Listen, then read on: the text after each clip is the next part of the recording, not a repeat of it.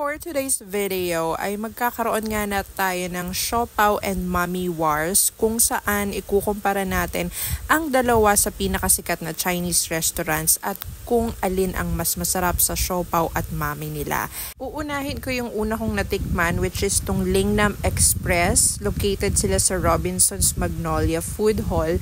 Kakabukas lang nila and so we gave it a try at in-order nga namin tong kanilang beef Mommy, asado Siopaw at Thai Pao.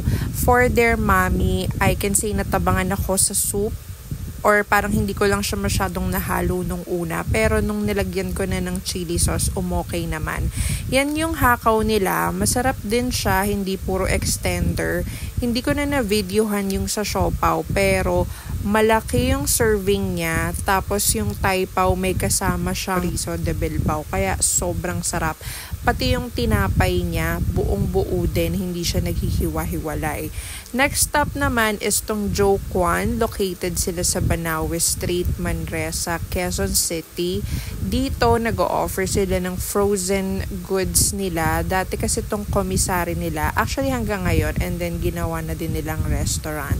So, we ordered their beef pares along with soup. Yung beef pares, 210 pesos yata to. And sobrang lambot ng beef. Grabe, parang nagme-melt sa mouth. Tapos we also ordered tong pork chop rice na may kasamang cabbage and mayo ata. Para siyang yabu, ganun yung lasa niya. Tapos crunchy and yung sauce niya parang sweet and sour yung lasa. And then for their siopaw, sado din tong in-order namin. Tapos medyo hiwa-hiwala yung tinapay. Tapos yung siomai naman, as expected, walang masyadong extender, very authentic.